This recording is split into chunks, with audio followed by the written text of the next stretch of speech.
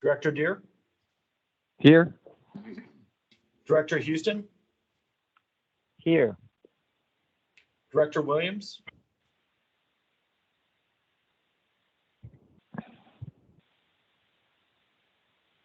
Director Williams?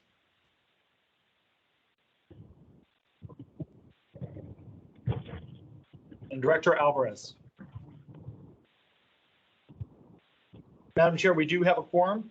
All right, thank you very much. Welcome to the Water Policy and Legislation Committee meeting for the West Basin Municipal Water District. We do have a quorum. Is there any public comment? Madam Chair, I have not received any requests for public comment, although we do have a number of guests with us today. If anybody would like to make a public comment, please indicate so by raising your electronic hand. Madam Chair, I'm seeing no requests for public comment. All right, thank you. EJ, Mr. Assistant General Manager, can you go to the next item, please? Happy to do so. Madam Chair, the next item on the agenda is presentations, and we do not have any presentations for you today.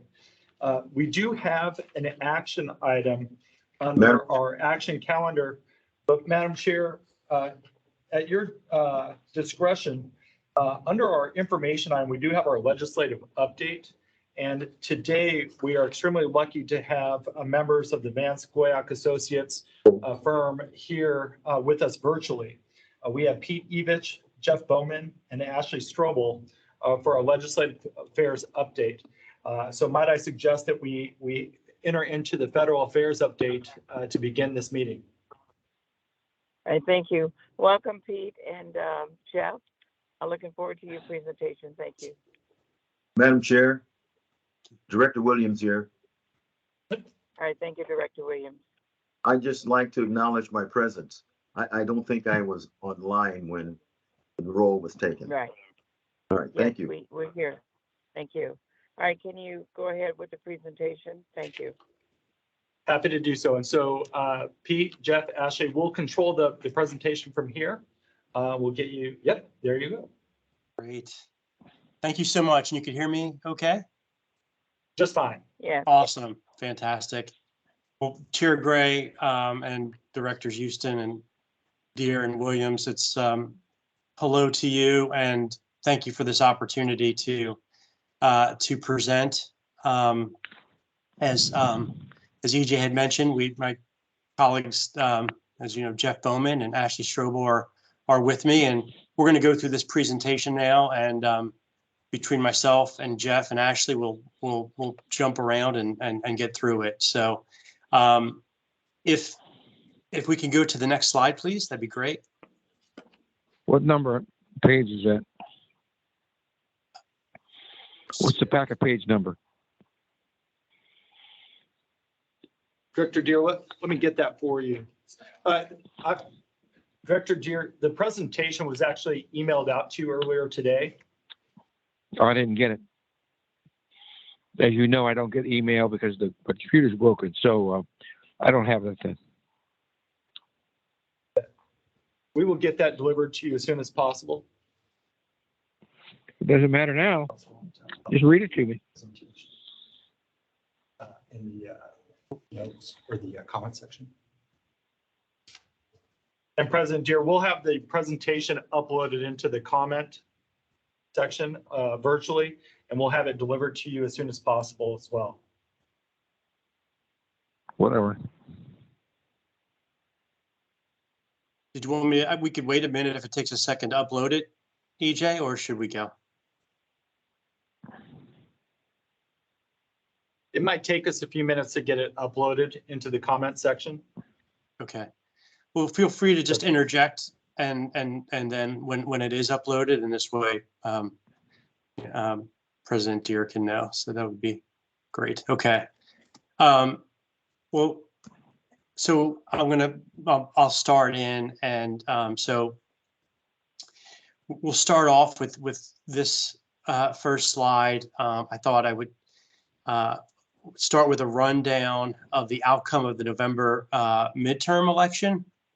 The big takeaway is that congressional Democrats outperformed in light of pre-election expectations. The prognosticators were all predicting much bigger gains by Republicans in the House, and they didn't materialize. House GOPers did pick up 10 seats, but it was not the 25 to 40 seat range that some were anticipating.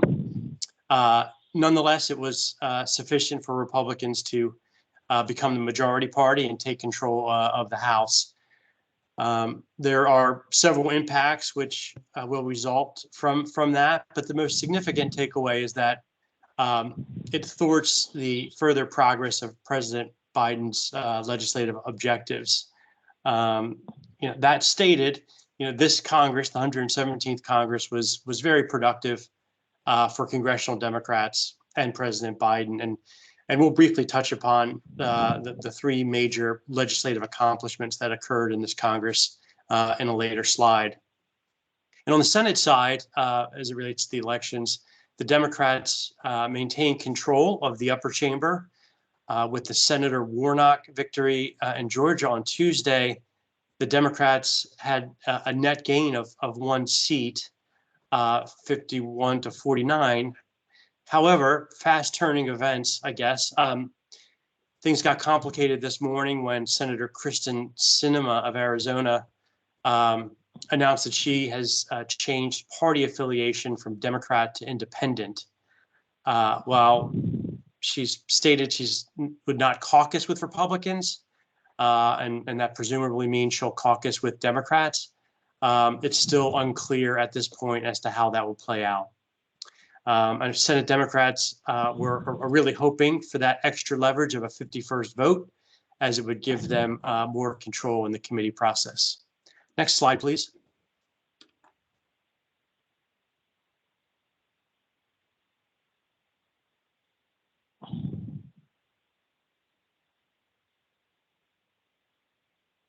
Uh-oh. Is that up? It's blank to me, but if it's up, that's fine.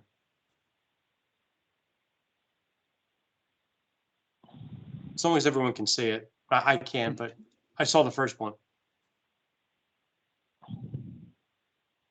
Pete, if you could give us just a minute, we're having a electronic complication.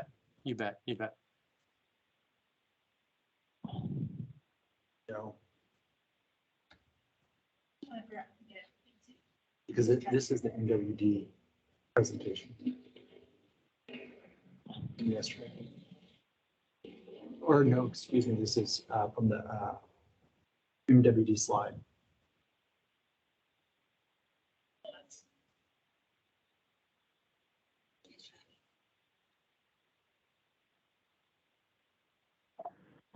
Do you have a phone number for Desiree? Desiree, can you hear us?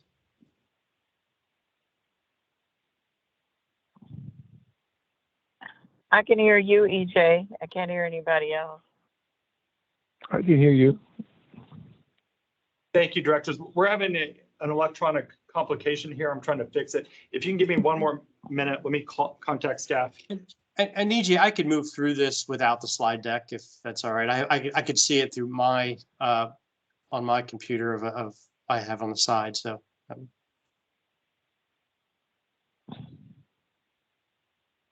If you can give me 1 minute. Sure.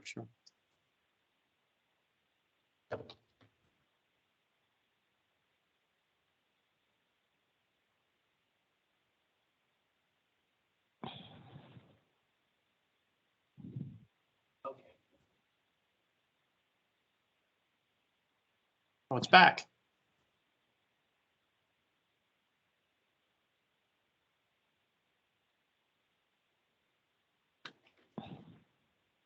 Thank you. Okay.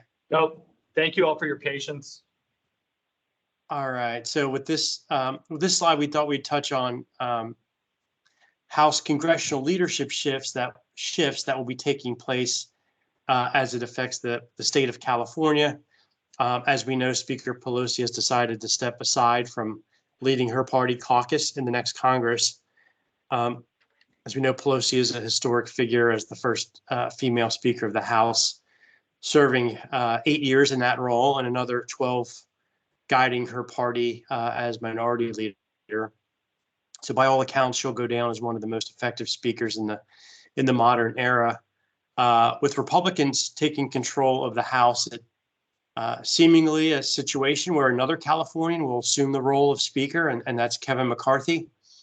However, with a very slim majority and up to 5 GOP House members stating they will not vote for him to be Speaker on January 3rd, his path is complicated. It would, especially if all 5 of those members don't equivocate and plan to vote for someone other than McCarthy. This is certainly will be an interesting watch. My personal belief is, I don't know, I find it hard to see an outcome where McCarthy doesn't come out of this as Speaker, but that's my own prediction. So we'll see. Another Californian who landed a new slot in the House Democratic leadership is Representative Pete Aguilar. He will be the House Minority Caucus Chair.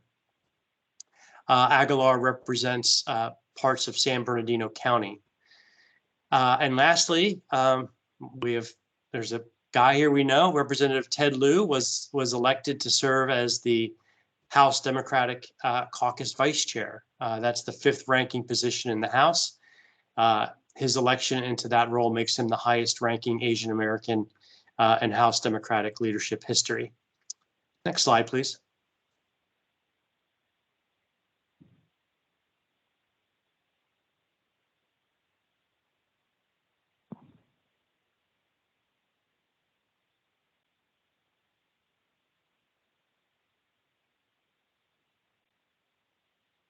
Pete, I apologize. It didn't change for me, but. Well, I can see that there's an effort to do that. Thank you very much.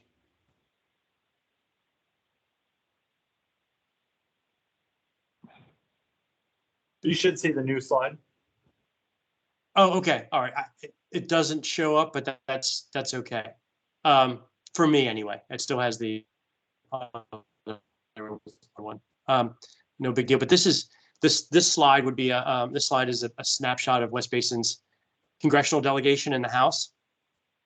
We have 2 new faces in West Basin's House delegation, and that's Representative-elect Sydney Kamlager, and she's assuming the former seat of Representative and soon to be LA Mayor Karen Bass. It will be good to get to know and develop a relationship with Rep Kamlager, and her staff will be making those outreaches in the new year. And we'll also be interested to see the committees she is assigned to. Additionally, a portion of West Basin's service area, Malibu and Topanga of Division 4, will have Representative Brad Sherman as their new representative come January.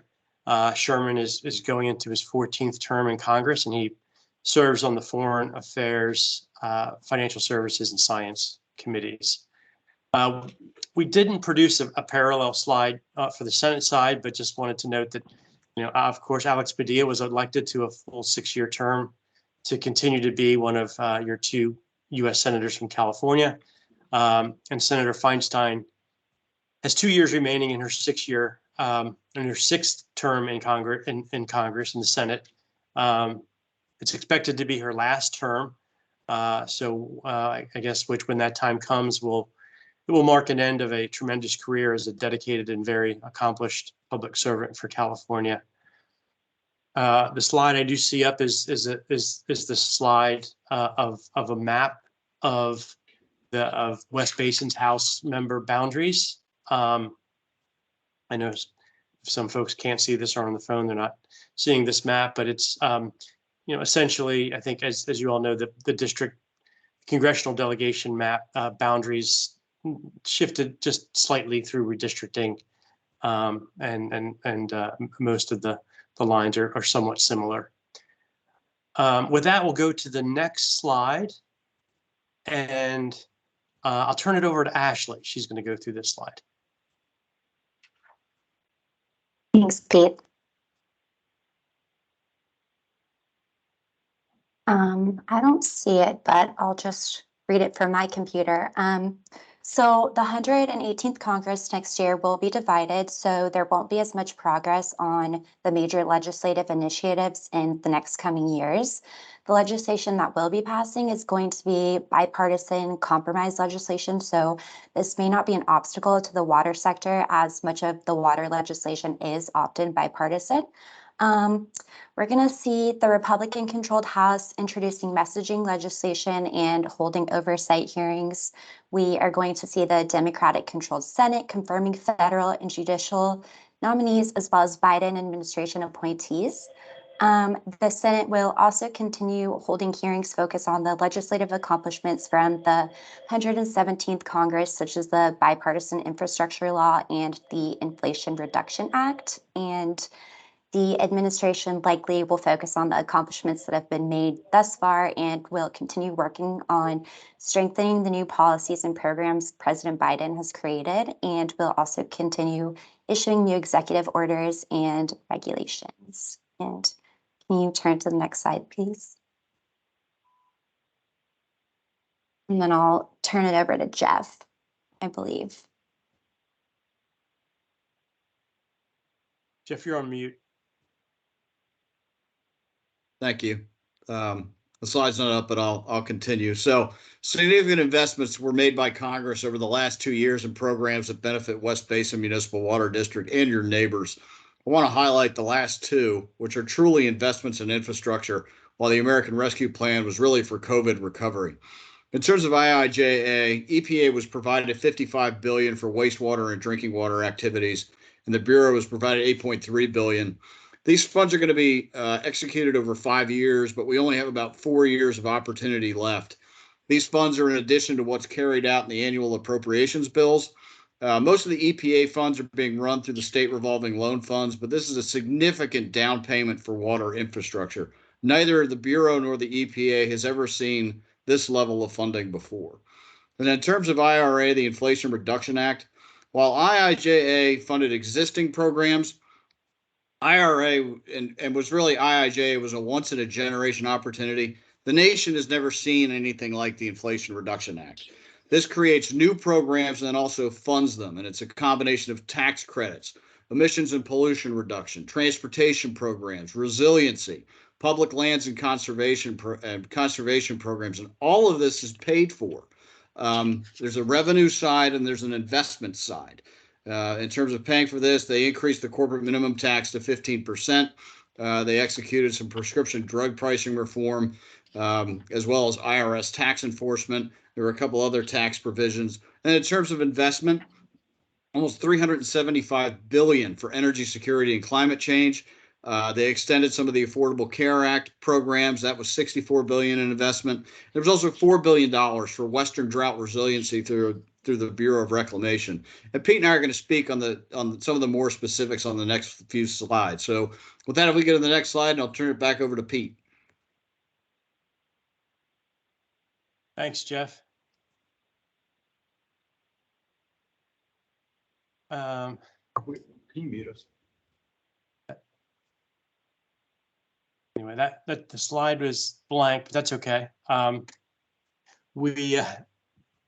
With these slides, we'll hit some of the key highlights of the Inflation Reduction Act, as Jeff had mentioned.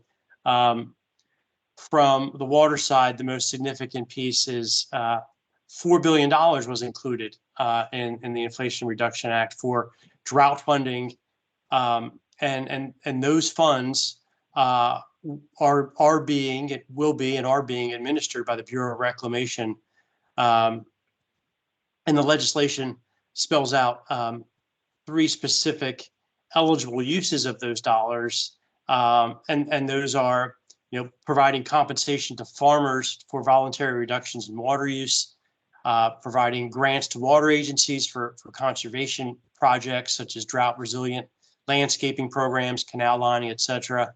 And then the third bucket of allowable funding for that $4 billion is environmental restoration projects. Reclamation has been working relatively quickly in developing these programs. It was October 12th. The Department of Interior and Reclamation rolled out a program to pay California, Arizona, and Nevada farmers for voluntary reductions in water use. Interior will pay up to $400 per acre foot of water conserved each year. At that same time, Reclamation announced that it will send out a notification in early 2023, which will allow public entities to submit for grant funding for long-term efficiency and conservation initiatives. And we're in communication with Reclamation to learn more about this pending opportunity as it relates to eligible activities, as well as other important details about the program. And we'll be keeping West Basin apprised as we learn more information. And on that last bucket of eligible funding, the environmental restoration component, on November 28th, the Interior Department announced it will invest $250 million in efforts to restore California's Salton Sea in exchange for commitments from surrounding water agencies to cut their reliance on the drought-ravaged Colorado River. This was a significant agreement as it marks a major step forward in efforts to address both the Salton Sea and the Colorado River. The $550 million allocation that's outlined in this slide is 100% federal cost share funding aimed specifically at communities that do not have reliable access to drinking water. I thought this allocation in the Inflation Reduction Act was of interest to note, as this is the first time Congress has appropriated money to the Bureau of Reclamation for these type of projects and this program overall. I know a number of California communities are positioned for this funding, and more information will be provided to West Basin from us on the rollout of this program as it becomes available. So with that, turning to the next slide, I'll turn it over to Jeff. Thank you. As I previously mentioned, the Inflation Reduction Act created new programs. One of the drawbacks of the law that while $41 billion was provided to the Environmental Protection Agency, there was no joint explanatory statement establishing congressional intent or providing any instructions from the legislative branch to the executive branch in terms of carrying out the law. So while EPA has the funds in hand and it's begun putting together what I call the framework or the skeleton of the programs, we likely won't see the muscle or the funding opportunities for several months. All of the agencies that received IRA funds face a long exercise in terms of writing implementation guidance and eligibility requirements that in some cases were kind of confusing in the law itself. But what you see here is one of the more than 20 new programs that EPA has been designated to carry out. The goal of all of the EPA programs is to reduce greenhouse gas emissions by 40% by the year 2030. So if we go to the next slide, please.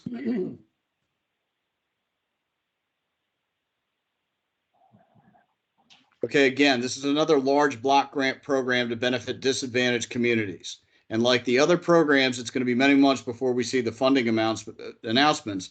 But these are the activities that West Basin and your neighbors will directly benefit from. And most certainly these activities will provide indirect benefits to all of us.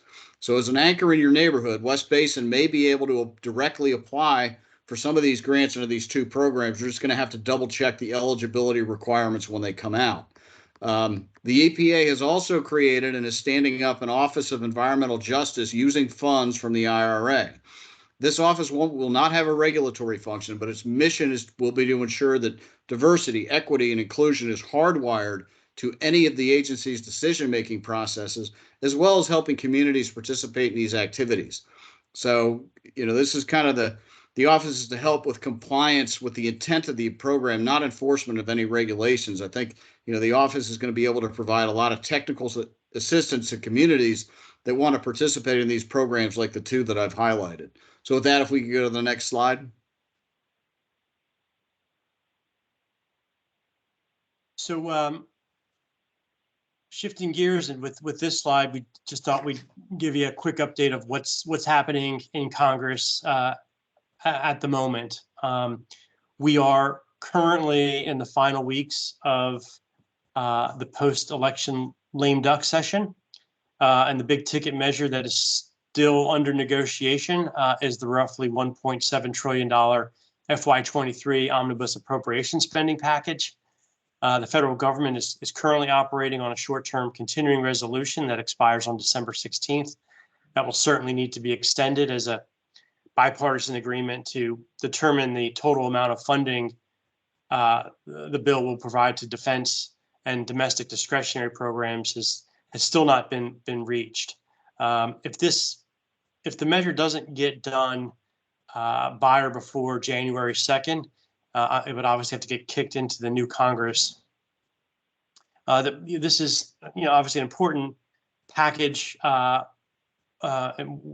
These 12 appropriations bills are important because within them are funding for all the key federal water programs under the Bureau of Reclamation, EPA, and the Army Corps of Engineers.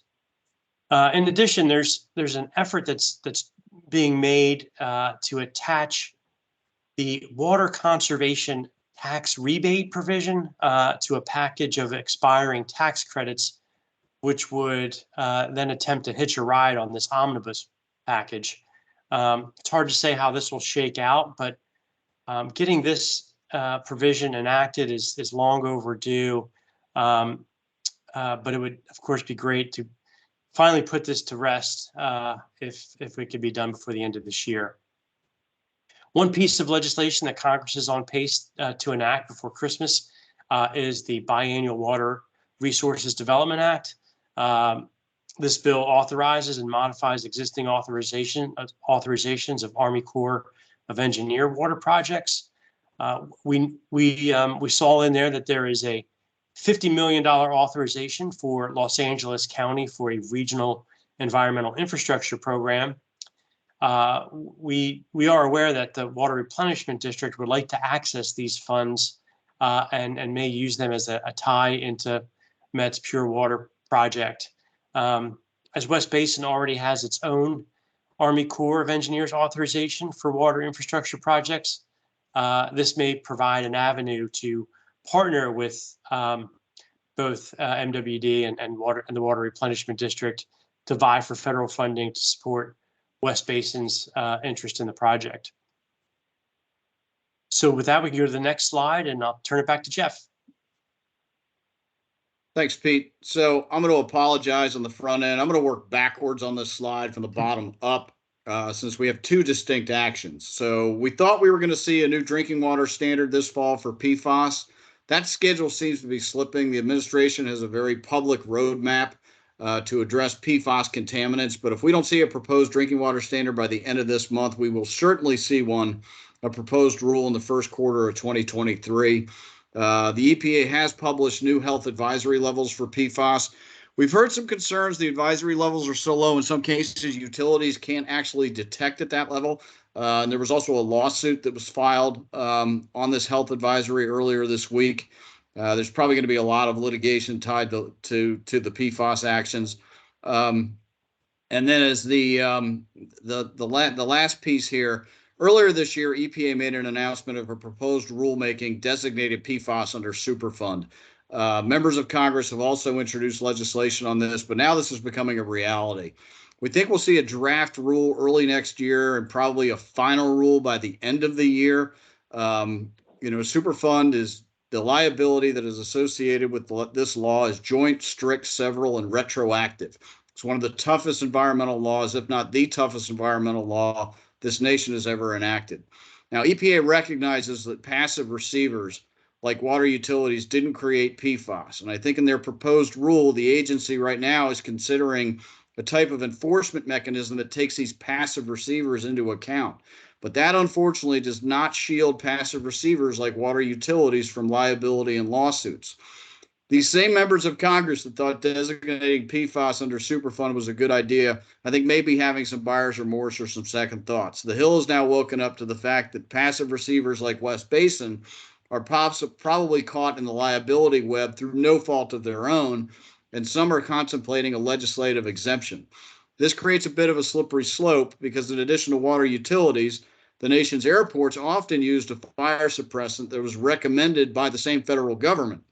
And these fire retardants included PFAS constituents. And there are other entities like there are passive receivers, like those municipalities that use fire retardants to combat wildfires, including seaports are included in this. They transported PFAS materials as part of their throughput. So, I think, like I said, the enforcement mechanism, there may be a way to triage the enforcement of PFAS contaminants, but I think the Hill wants to do something. At least the senators and members that I've spoken to are talking about some sort of legislative exemption for passive receivers.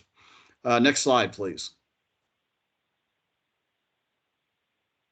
So I'll take it back on this slide. And so included in the bipartisan infrastructure package, or sometimes called the IIJA, were provisions which bolstered current Buy America requirements. These provisions, they're known as Build America, Buy America, or BABA, requires recipients of federal funding to purchase U.S.-made manufacturing products. The statute does provide an allowance for certain exemptions and waivers, but the water sector is very concerned about these requirements, indicating that their belief that they'll significantly delay projects and add to already high market product costs. A number of associations and water construction companies like Aqua, AWWA, Water Reuse, Suez, wrote to the administration on September 15th, outlining their concerns and requesting a 2-year delay in implementation. So we are tracking this issue closely and keeping abreast of agency announcements and guidance on implementation and potential waivers. And we'll also be continuing to dialogue with West Basin, especially as West Basin looks to pursue federal dollars in the future, as we want to ensure that they are aware of any potential BABA implications. Next slide, please. So in mid-June, we know that the Department of Interior laid down a major edict to the Colorado River states requiring they come up with a mutually agreed upon plan to reduce water usage from the river by 2 to 4 million acre feet in 2023. Bureau of Reclamation Commissioner Camille Touton originally issued a 60-day deadline for the basin states to come up with a plan, stating that reclamation would step in if the states failed to come up with a strategy. However, as we all know, the deadline came and went in mid-August, with Interior stating they would provide the basin states a longer leash to come up with an agreement. As a grand deal has seemed to thus far be elusive, Interior and Reclamation took a significant step on October 28th when they announced plans to prepare a new environmental review of the operating guidelines for Hoover and Glen Canyon dams over the next 2 years. These plans could lead to federal action to protect the shrinking supplies in Lakes Mead and Powell. And specifically, the federal government's review seeks to modify a 2017 plan governing the Colorado River dams and will consider potential changes to the 2019 drought contingency plan for Colorado River Basin states. With this action, the public has until December 20th to comment on 3 options. Those alternatives under consideration include directing the Secretary of Interior to take unilateral action to implement mandatory water use curtailment plans in the 7 basin states, allow states, tribes, and non-governmental organizations to reach consensus, or a no action option of staying with the current rules and agreements. So I guess for those West Basin directors planning to attend this year's CRUA conference next week, I'm sure it's going to be a very interesting one, and we'll see if there's any announcements that could be made there. Also on this slide, I make mention of the Justice 40 administration. The Biden administration has been aggressively moving to implement its Justice 40 initiative, which is designed with the goal of seeing 40% of all federal energy and environmental investments directed to underserved communities, which are burdened with impacts from climate change. On August 18th, the administration named 21 federal programs that will pilot the Justice 40 implementation, including flood mitigation grants, the Drinking Water State Revolving Fund, grants to remove lead from homes, and rural energy financing are among the 21 programs. And then also in late November, the White House released an environmental justice screening tool. The new tool and map outlines a variety of information such as air pollution, flood risk, energy costs, and health indicators such as rates of asthma and diabetes. The tool uses census tracts and has thus far identified more than 27,000 communities as disadvantaged. The administration plans to update the map continuously and include additional data on items such as urban heat island effects and sea level rise. Next slide, please.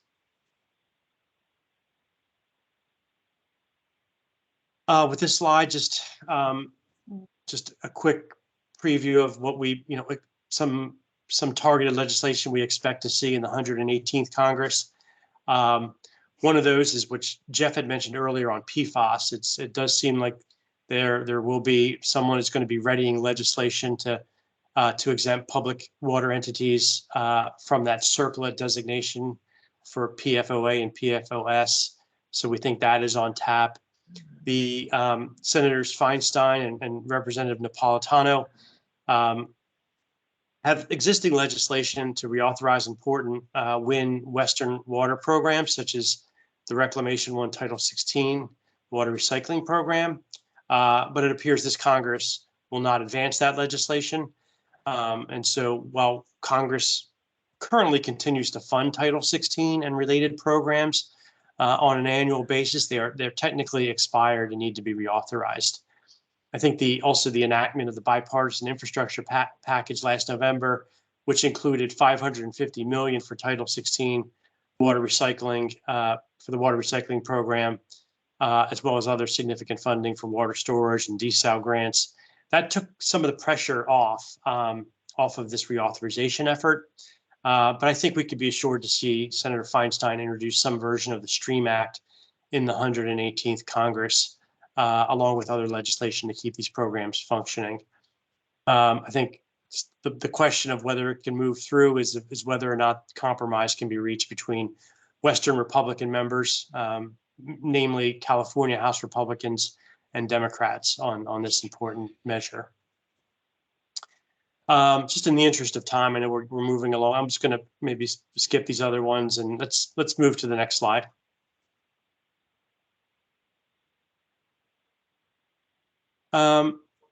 So in tandem with West Basin staff, we are evaluating federal funding opportunities to target in the new Congress.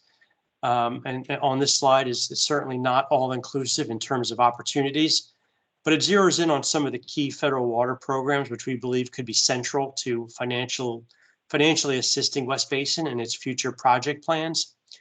We know there are some exciting opportunities to work locally and partner in regional efforts on potential water recycling and facility and treatment projects. Earlier I mentioned Met's Pure Water projects as one such initiative.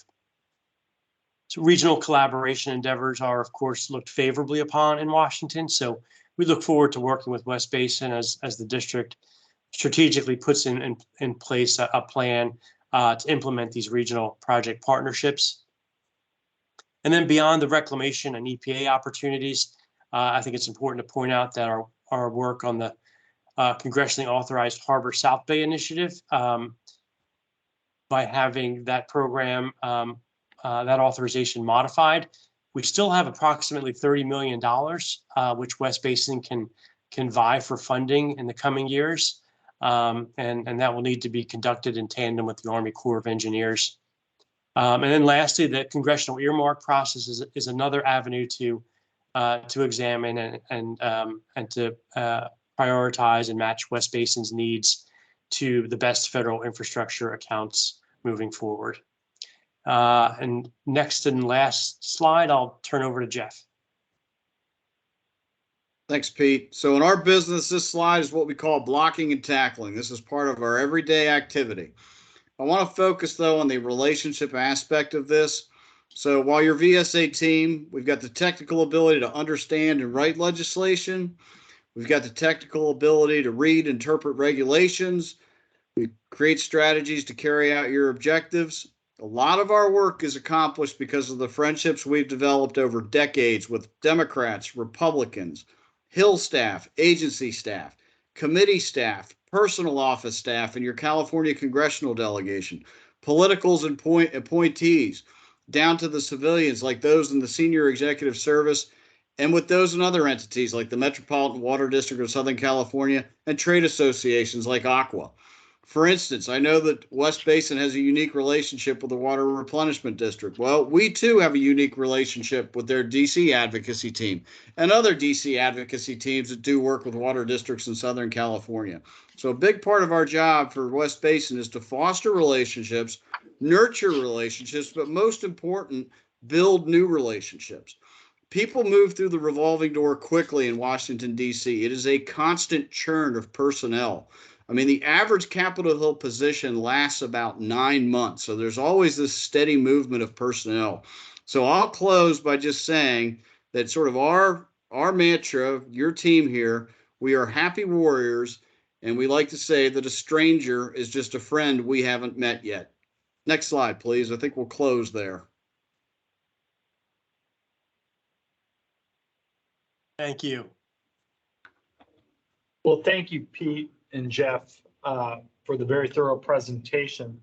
Let me first say that thank you for your patience as we work through the technical issues that we had on our end. Madam Chair, do you have any questions or members of the committee or board? Thank you, EJ. First, thank you to Pete and Jeff and the young lady who gave the presentation, very thorough presentation. Lots of exciting things happening in DC. I like the last quote that Jeff gave. I can't remember all of it, but you write about, no one's a stranger until you make the contact with them. Relationships is extremely important, and I know that yours and Jeff's firm has those kinds of relationships that really makes it work. I really encourage us to go to Washington, D.C. as soon as possible. I know there's some talk about COVID in California, but hopefully we can do that trip because we do have at least Sydney, Congresswoman Kim Lager is new. She's not new to many of us here in Los Angeles, but she is doing her role as the new Congresswoman.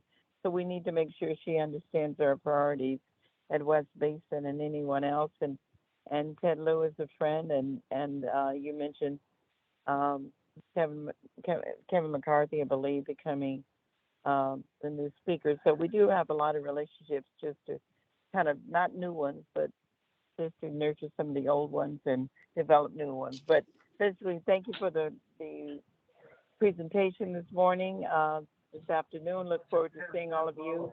Too bad you couldn't come here in person, but we do look forward to seeing you in DC, and then I will open it up for comments and questions. Director Deere, is that you? Yeah, someone came into my committee meeting. Yeah, I'm still aboard. All right, would you like to make any comments or questions or anyone? No, not for me. All right, Director Houston? Sure. Hi, can you hear me? Yes. Yeah, I can hear you. Hello? Yes. Yes, we Yes, can. sir. Oh, We can good. hear you. Thank you. And I just want to say, echo a lot of what Chairwoman Gray said, of course. Sorry I couldn't be there on the virtual call, but Pete, Jeff, and Ashley, I just always want to say thanks for all the work you all do for us in Washington, D.C. And I was able to look at the slides before the presentation, so I can pretty much follow along even from the phone. But just a couple noteworthy things. I think I'm very excited about the new delegation. As Chairwoman Gray said, of course, we have Sydney Comliger coming in. We're obviously going to have Brad Sherman on the north end of our service area. So some new relationships, new and old relationships to nurture, but really happy to work on that. One of the other things that I'm really pleased to see over the course, I believe, of this year was that water is now considered a national security issue by this administration. I think that that's something that we should always consider in the lens of our work. And so I'll look forward to chatting with you gentlemen and Ashley about your perspective on that among our priorities. And I think last but not least is, you know, my personal priorities coming up are also water affordability. That's not going to go away, of course, both in the state of California and nationally, as you know. And then, of course, recycle water and where we are heading in that direction. So anyways, thank you all for the work you do. Great presentation. Looking forward to when we get to see you in person in DC, and have a great holiday season. Thank you, Director Houston. Director Williams, any comments? Hello, Director Williams? EJ, is he still on the line, or? I believe he is still on the line. I do not see him on my screen, so he might have left us for a moment. All right, well, I will again just say thank you to Pete, Jeff, and Ashley. Sorry, I forgot the name before Ashley, but you're important, just as important. So thank you to the team, and I appreciate all the work that all of you do. You do an outstanding job, and always has been. And I look forward to seeing you all in DC. And again, sorry we couldn't see each other in person. So thank you again. And if Director is not on the line, I guess we'll move forward unless there are any other comments from the team. I just on behalf of the VSA team, this is Pete. Thank you so much, Chair Gray and Director Houston, particularly for your comments, and appreciate that feedback. And obviously, Director Williams and President Deere, thank you so much for all of you for allowing us to be here to present. And we do look forward to seeing you in person very soon. So thank you once again, and we will obviously be in touch. So you have a great rest of your day and a great weekend. Thank you. Question to EJ, do you have any idea of the time frame that we may be going? We're looking at any feedback from the board, or do you need some feedback from the board today on that? Or I should ask the board, do you want to give feedback on the visit? Because the first part of next year will be here very soon. Madam Chair, we will set. Comment on that? Go on.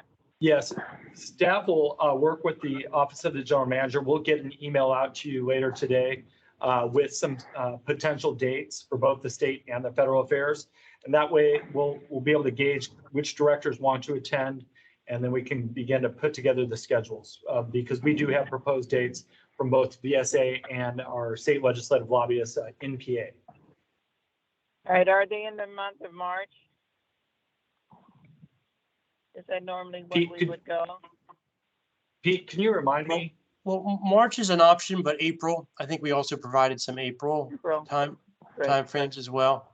Yeah, just about actually it was I think only a week or two ago that the calendar for the year came out. So I know we brought that forth. And so, you know, we could be flexible in a lot of those windows, but we always recommend you obviously come back when the House is in session. So the key thing about that calendar is it tells you when they're in break and they're back home and when they're going to be in DC. So we could be flexible.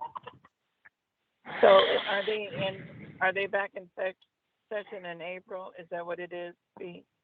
They will be back you could do April. They will be back in session in April. And Jeff, I don't have the calendar up, but I know that there's at least one thing about April. There's always at least 1 week for I think kind of an Easter break and Easter/spring break. Sometimes it's 2 weeks.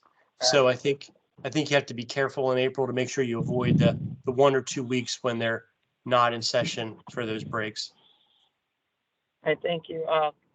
Just for me, April, the earliest would be for me. Board members, do you want to give any feedback right now or wait for the email? No, I don't. I don't have a calendar. I can't do it now. Okay. Director Hughes, do you have any comments now? I'll just look at the dates when they come out, but I agree. Usually it is a March, April timeframe. Okay, Director Williams, did you come back on the line? Director Williams? Okay. All right, then let's move on. Thank you very much again for the presentation, very thorough, and thank you for all that you do and give. I can't remember the other person in charge of the agency, but thank him also, and happy holidays and safe holidays to you and all of your families. Thank you. Ditto from Director Williams. Happy holidays. Oh, Director Williams, you there? Yes. Did you have any Yes, I comments? just said ditto. Ditto. All right, thank you. All right, thank you. All right. Happy then we will holidays move all. on. Thank you. Thank you so much. EJ, the next item, please. Yes, Madam Chair, we'll jump back into our normal schedule here. Thank you very much for accommodating our guests.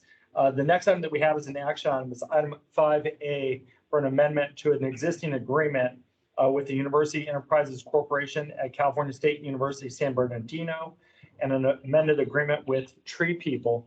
And for this presentation, we do have Tammy Hurley-High here for that. And for the directors that are following along in their board packet, this item begins on packet page 3. Thank you, EJ. Good afternoon, Chair Gray and members of the board. So this item is being brought to you today in order to request your consideration to extend 2 agreements for consultants that are currently implementing DWR Disadvantaged Community Involvement Program for the Los Angeles Ventura Integrated Regional Water Management Funding Area. So the 2 consultants are University Enterprise Corporation at California State University, San Bernardino, and Tree People. And as a bit of background, DWR has awarded funding to the Los Angeles Ventura Irwin funding area in order to develop and implement a disadvantaged community program that would provide technical assistance to communities with fewer resources, along with conducting watershed management studies. And as you know, the Los Angeles Ventura Integrated Regional Water Management Area includes the Greater Los Angeles County region, the Watershed Coalition of Ventura County, and Upper Santa Clara River Watershed. And the Los Angeles County Flood Control District manages this grant program. So on behalf of the Greater Los Angeles Irwin West Basin serves as fiscal intermediary of the Proposition 1 grant funds, which includes retaining consultants, contractors, and consultants to implement the program. So under this grant, West Basin is reimbursed for all costs associated with contracting services and the fiscal management. And this grant program has been extended once already, which was approved last year in December. But over the course of the past several months, this program has been impacted with delays. And as a result, DWR had been working with the Los Angeles County Flood Control District to amend the agreement to extend it to December 2023. And attachment A is included in this report. Is a copy of the request to DWR for an extension, and it also provides more details related to the schedule modification for each activity program of the grant. And this extension also includes a reallocation of budgeted funds for activities that the Tree People consultants are implementing. So DWR is currently routing the grant agreement for appropriate signatures, and the Los Angeles County Flood Control District anticipates having the signed and approved amendment by early next week. So I would like to read the recommendation, and we would be happy to address any questions that you may have. So staff recommends that the board authorizes the general manager to amend agreement W2684A4 between West Basin Municipal Water District and University Enterprise Corporation at California State University, San Bernardino for on-call consulting services for the Greater Los Angeles County Integrated Regional Water Management Program for a time extension through December 31st, 2023, incorporating schedule modifications with the grant approved by DWR as outlined under attachment A. And number 2, authorize the general manager to amend agreement W2687483 between West Basin and Tree People for on-call consulting service for the Greater Los Angeles County Integrated Regional Management Program for a time extension through December 31, 2023, and reallocation of budget funds in the amount of $62,551.23 from Task 3 Needs Assessment Budget to Task 4 Project Development Budget, and incorporating schedule and budget modifications with the grant approved by DWR as outlined in attachment A. And so with that, that concludes the report. We'd be happy to answer any questions you may have. Thank you, Tammy. Are there any questions? No, but I do, I move the recommendation. All right. I support the recommendation also. So it'll go. Thank you very it'll go much. Forward. Right, I understand. I support the recommendation, so we can move on to the next item.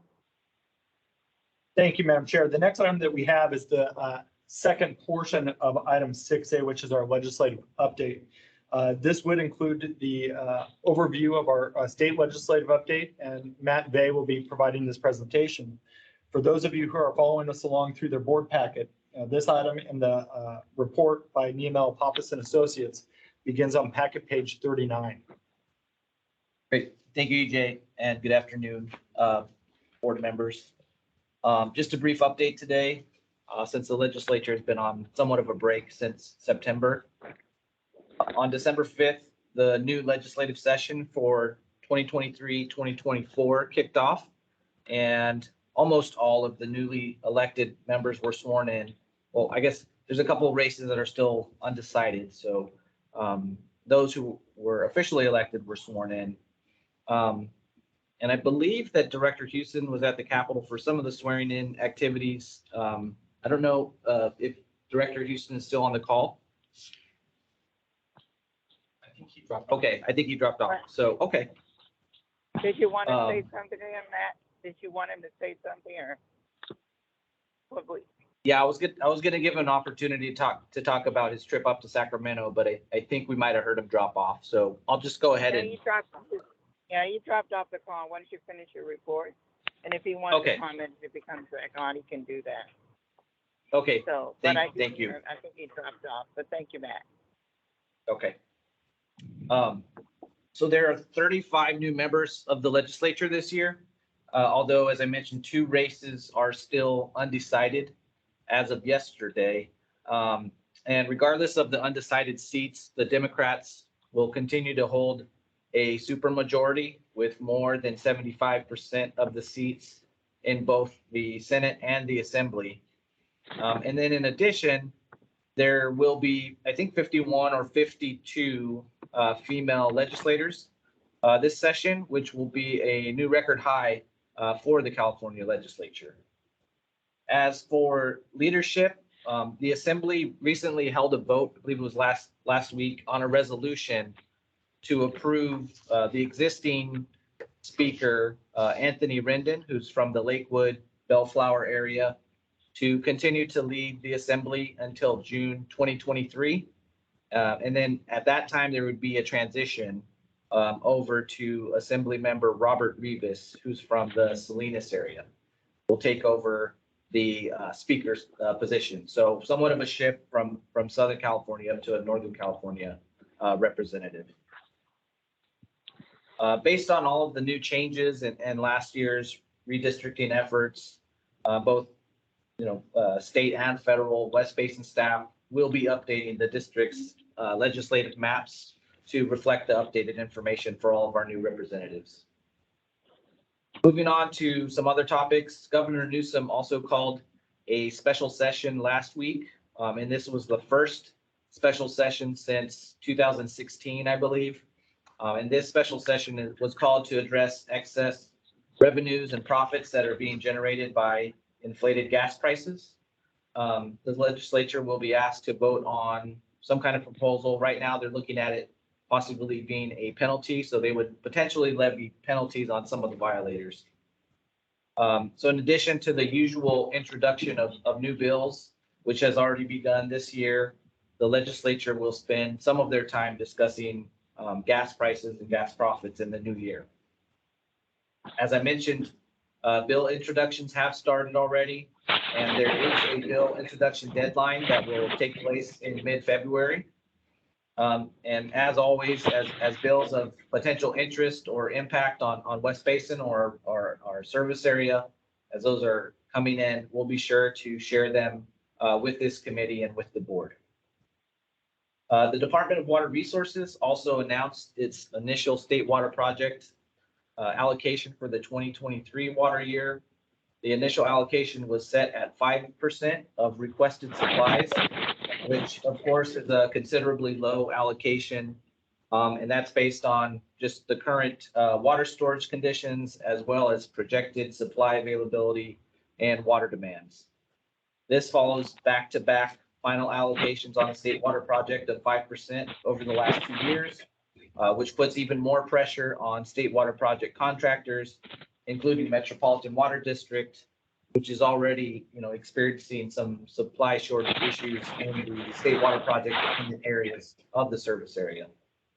Now, there is a chance that the allocation could increase in the coming months, but that will, of course, depend on precipitation and snowpack that would need to fall during the next few what are considered the winter wet months. Based on the initial 5% allocation, Metropolitan is considering a resolution next week that would reaffirm the existing emergency declaration that they have in place. In doing so, it'll do 2 different things. So one, it'll recognize the supply challenges, not only on the state water project, but also on the Colorado River. It would also continue the supply limitations that are in place for the state water project dependent areas. And it would also call on the entirety of the metropolitan service area to reduce water use with a warning of sorts that Metropolitan could declare a water supply allocation as soon as next spring, should the weather conditions remain dry and hot. And then finally, according to a Department of Water Resources report submitted to the State Water Board, the majority of urban water suppliers are not expected to have shortage conditions for the remainder of the current year through June 30th of 2023. This is based in part on the expectation that conservation efforts will continue in the coming months in the new year, and also that water agencies will continue to implement shortage response actions from level 2 or greater from their water shortage plans. West Basin is included in the list of suppliers with no shortage projection through June of next year, although the picture could change somewhat in the next year with the potential water supply allocation that Metropolitan has hinted about recently. That concludes my state legislative affairs report. Please let me know if you have any questions. Thank you, Matt. Are there any questions, Director Deere? Director Williams? No, thank you. All right, thank you. Thank you, Matt. I hear an echo, but thank you for our report. Thank you, Madam Chair. That brings us to item 6B, which is our monthly Metropolitan Water District program update. For this presentation, we do have Tammy Hurley-High here. For those following along in the board packet, this does begin on packet page 41. All right, thank you, EJ. Good afternoon again. So included in this report is a summary of the legislative priorities and principles for 2023 that Metropolitan has been working to prepare. And they have included adopting adopting priorities and principles. They do this every year, and this provides guidance in advocating for the priorities at the state and federal levels. So last month, the staff had presented a draft to seek input from the board members and the board will consider these priorities and principles next week at their board meeting. And so there's a lot of information included here, and there's also included a link with even further details. So we'd be happy to address any questions that you have, but it covers quite a broad area for metropolitan priorities, including the One Water vision. So moving on to the Colorado River Basin States, the meeting with the Department of the Interior and Reclamation.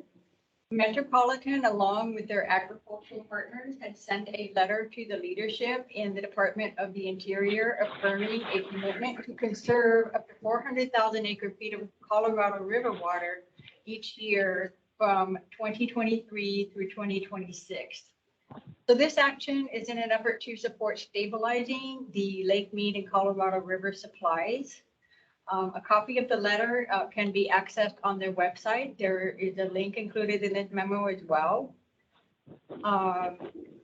And this conservation would be in addition to California's commitment to add up to $350,000, or excuse me, 350,000 acre feet of annual contributions under the 2019 drought contingency plan.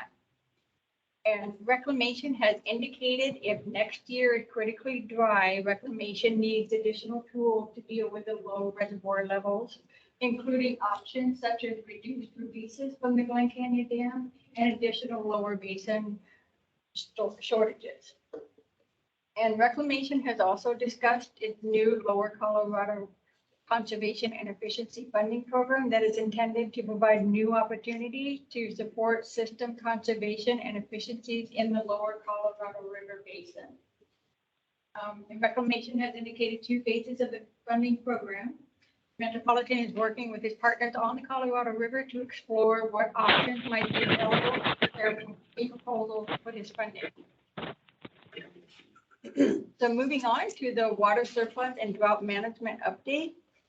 As a result of Metropolitan's emergency water conservation program in the state water project dependent areas, projected demands have continued to decrease largely in part to the ongoing conservation efforts and the use of local supplies that is reducing the need for the limited state water project supplies.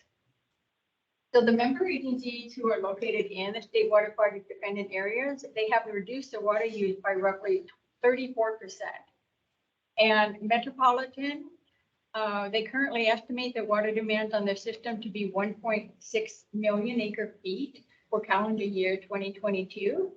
And Metropolitan will be able to satisfy those demands up to 1.32 million acre feet supplied from the Colorado River and the State Water Project using the human health and safety supplies that they have. And the remaining estimated demand of 340,000 acre feet is the supply demand gap, of which Metropolitan will be able to satisfy using the supply from their regional storage accounts. And regarding Colorado River supplies, Metropolitan continues to face the operational limitations, potential conservation mandates in the U.S.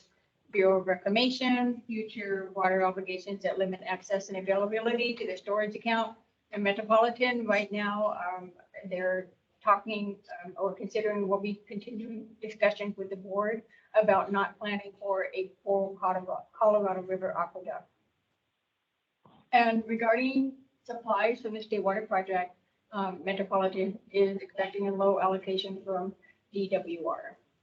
And Metropolitan staff will be bringing a proposed resolution, as Matt had mentioned earlier, to the board to reaffirm a regional drought emergency across their entire service area, and then also discuss implementation of a regional water supply allocation plan for 2023. So we will keep you updated as things progress in this area. And then moving on to board meeting actions. Included in this report under attachment A is the items that were acted upon by the respective metropolitan committees and the board during the month of November. And then attachment B includes a summary of the board member votes for November. And then as far as the look ahead for the board agenda, There are a few items here, of a few anticipated key items for planned discussion. And so included in the month of December, we have an update on the climate action plan implementation, a report on the Colorado River evaporation loss projections, authorize awarded state funding for the Pure Water Southern California project, adopt legislative priorities and principles for 2023. And then there's another item that is not listed on here, but I just wanted to also bring it to your attention because they had just released the agenda. So Metropolitan will have a special executive committee on Tuesday, December 13th at 12 o'clock. And the committee members will consider modifying the standing committees of the board and certain ad hoc committees, along with approving the chairs, vice chairs, and members of standing committees and approval of ad hoc committees. And then for January, among many things they have planned on their agenda, a couple of things that may be of interest is, the committee slate and introductions and approval, and then discussion on water allocation and emergency drought actions. And so for the water supply update, I'll just go through this really briefly, and then we will be happy to answer any questions that you may have regarding any other metropolitan program. So on the first page is the left side green shaded area for the State Water Project, Lake Oroville Reservoir. It's continued to drop. It's now at 28% of total capacity with 990,000 acre feet of supplies. And for the Colorado River Basin on the right side of the page, the graph showed Lake Powell to be at 24% capacity and Lake Mead at 28% capacity. And Lake Mead's elevation is 1,043 feet. And the middle of the page has a gray shaded area box to indicate the levels of their local storage. And this table, there's a table here that shows the wisdom shortage, or excuse me, Metropolitan wisdom storage. And they are planning to use 347,000 acre feet in order to satisfy the expected water demand on their system this year. And then lastly, on the second page, it shows the storage reserve for the two major watersheds in California and Colorado. For the State Water Project and the Oroville Reservoir storage chart on the left side, it indicates a storage capacity of 3.54 million acre feet. And as of November 21st, when this chart was issued, the reservoir indicated the current storage level just below 1 million acre feet. Which is actually 960,000 acre feet, as indicated by that green line. Let's see, on the right side, so the new water year started in October, and there's been much measurable precipitation recently with the last 3 storms in December. And the Upper Colorado precipitation chart indicates close to 2 inches October and November, totaling 3.8 inches and 90% of normal to date. And the Upper Colorado River snowpack showed 2.5 inches in October and November combined. It's measuring it at 114% of normal. So due to recent storm conditions, both of these important watersheds currently have above normal snowpack conditions. So that concludes this report. And again, we'd be happy to answer any questions that you may have. Thank you, Tammy. Are there any questions, Director Williams or Deere? No. No questions? No, Okay. thank you. All right. Thank you very much, Tammy, for your thorough report. What's the next item, please, EJ? Madam Chair, that brings us to the conclusion of our information calendar. We do not have any closed session items, and that would bring us to director comments and future agenda items. All right, are there any director's comments, please? I have none. Director Williams? No, thank you. All right, future agenda items? Any from board members? EJ, any comments there? It doesn't look as though there are. Okay. All right, then I believe the next item would be adjournment. So thank you, everyone, staff and everyone and guests for your participation today and all the board members who were on the call. Thank you very Have- much. have- Thank you, EJ, for leading the meeting today. Thank you very much. This meeting is Thank you. adjourned. Bye. Thank you. Bye-bye. Bye-bye. Bye-bye.